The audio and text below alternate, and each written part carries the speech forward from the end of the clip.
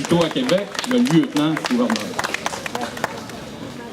C'est dire qu'à l'heure où nous aspirons à la liberté, à la justice, le pouvoir fédéral cherche toujours des moyens subtils pour nous assimiler par des décisions politiques majoritaires contre notre minorité. Tout cela au grand mépris de nos valeurs, de notre culture et notre langue. Lorsque viendra l'heure de signer la Constitution canadienne de 1982, le Canada français s'éteindra. C'est un poison euthanasiant qui tuera cette nation à petit feu. Vous entendez ça, M. Couillard? Tu comprends ça, Justin? Il en va de notre survie en Amérique du Nord. Et vos petits-enfants, lorsqu'ils seront vieux, diront alors « just too bad ». Just too bad. Alors aujourd'hui, messieurs les libéraux, nous ne marcherons pas pour vous, ni pour votre Babylone multiculturelle anglaise. Nous sommes Québécois. Nous sommes Québécois. Notre destin collectif, chers patriotes, changera lorsque nous nous activerons tous ensemble. Concrétisons nos rêves. Concrétisons nos rêves. Car nous sommes différents par notre culture et notre langue. Nous sommes actuellement une nation à reconnaître, égale aux autres pays indépendants du monde. Vive le Québec libre, vive la République et vive l'indépendance. On veut un pays. On veut un pays. On veut un pays. On veut un pays. On veut un pays. On veut un pays. On veut un pays.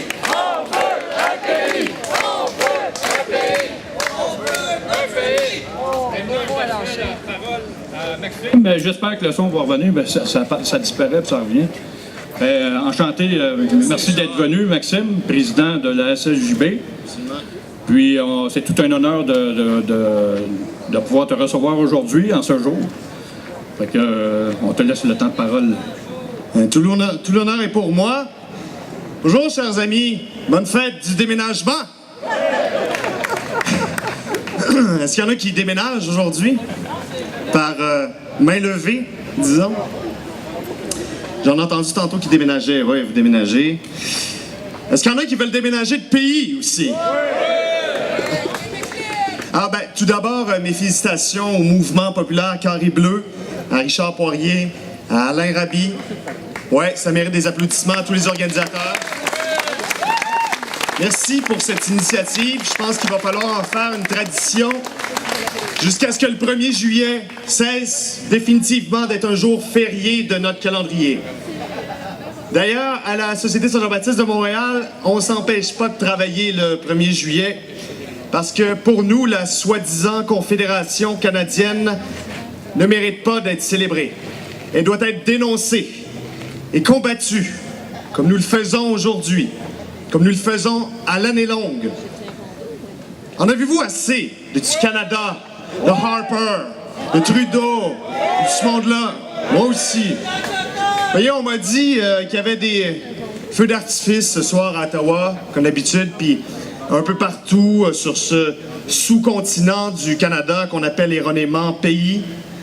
Des feux d'artifice pour un pays artificiel et pétri dans une boue de mensonges et d'illusions.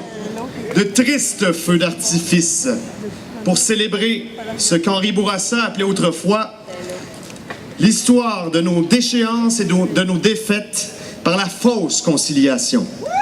Je préfère de loin, nos beaux feux de la Saint-Jean, nos feux de joie, emplis d'amour et de vérité. Non, mais comment est-ce qu'on peut être encore en 2014 une province de ça, quand on y pense? Comme vous, moi, le 1er juillet, je dis, déménageons donc de ce pays qui n'est pas le nôtre. Faisons de notre patrie, le Québec, notre seul pays. Il me semble que c'est dans l'ordre des choses. Il nous appartient à nous, le peuple québécois, de nous constituer un État, une république libre, Si on le veut, rien ne peut nous en empêcher, parce qu'en notre pays, seule notre volonté est reine. Je veux la République du Québec. La voulez-vous aussi? Oui! Pourquoi est-ce que je suis républicain? Parce que le peuple lui-même est la seule source légitime du pouvoir. Aucun monarque, aucun oligarque, aucun seigneur, aucun monseigneur, aucun banquier, aucune élite, aucun autre peuple que le peuple. Bref, aucune autorité tierce ne devrait usurper notre pouvoir sacré de décider par et pour nous-mêmes de notre destinée. Aussi, les représentants du peuple, lorsqu'ils viennent à être corrompus, devraient être systématiquement dénoncés et punis. On ne peut confondre son intérêt personnel avec l'intérêt suprême de la nation. Quant à nos institutions, elles doivent être laïques. Elles doivent être démocratiques. La démocratie, c'est un bien vieux mot grec, mais qui revient à la mode chaque fois qu'on trahit le peuple. La démocratie implique, d'une part, que le pouvoir soit au peuple, et plus essentiellement encore, que le peuple soit, c'est-à-dire qu'il soit libre. Moi, je me bats pour que le peuple soit, et pour que le peuple puisse. C'est ça, être républicain. Ce qu'il faut comprendre, c'est que contrairement à ce qu'on entend souvent, la monarchie, c'est pas juste un symbole au Canada. C'est une véritable culture politique qui a traversé toute notre histoire, toute l'histoire de ce régime et de ses institutions. Les pères fondateurs du Canada qu'on célèbre aujourd'hui, enfin que nous ne célébrons pas aujourd'hui, ces pères fondateurs, outre qu'ils étaient des racistes notoires, des orangistes, des écraseurs de métis et d'autochtones, ces pères fondateurs étaient des loyalistes convaincus, admirateurs du système anglais et héritiers d'une idéologie de noblesse conquérante. Les pères fondateurs du Canada se disaient même fièrement et ouvertement contre la démocratie. Et ils répugnaient à l'idée que le Canada puisse être autre chose qu'un dominion purement britannique. Et ce ne sont pas que les politiciens canadiens anglais qui adhéraient à ce point de vue. Comme en témoignent les propos révélateurs de Sir Georges-Étienne Cartier, qui fut malheureusement un ancien président de la SSJB. Je cite: « Nous travaillons à notre tour à fonder ici une grande confédération, mais notre objet n'est point de le faire par la création d'institutions démocratiques. Non, c'est plutôt d'aider l'élément monarchique à prendre parmi nous de plus profondes racines. » Fin de la citation. Bref, la Confédération a vu le jour dans la continuité du régime qui prévalait jusque-là, régime qui fut imposé et maintenu par la force des armes, faut-il le rappeler.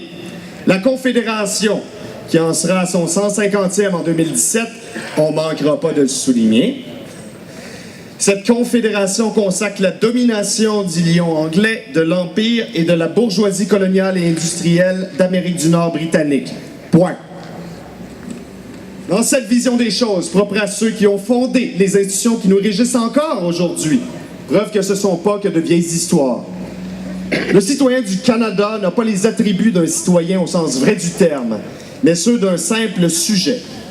Et c'est évidemment encore pire pour nous, Québécois, parce que ce régime, en nous annexant, en nous minorisant, pour finalement subordonner en permanence notre liberté à celle de la majorité anglophone, ce régime nous interdit d'être considérés comme les égaux des vrais sujets de Sa Majesté, c'est-à-dire les sujets canadiens, les loyaux, sous cette chimère de couronne qui, au fond, sert de masque à une caste gouvernante et néocoloniale, elle-même radicalement canadienne.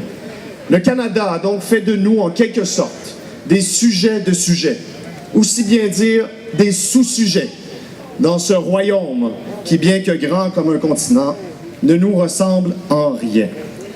Voilà essentiellement pourquoi il faut adhérer à l'idée républicaine.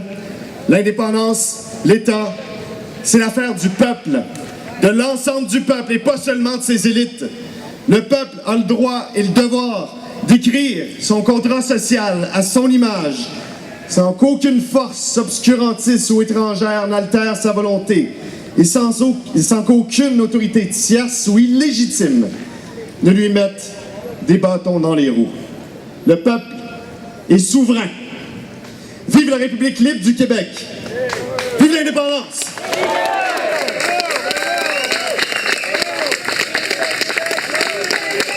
Vive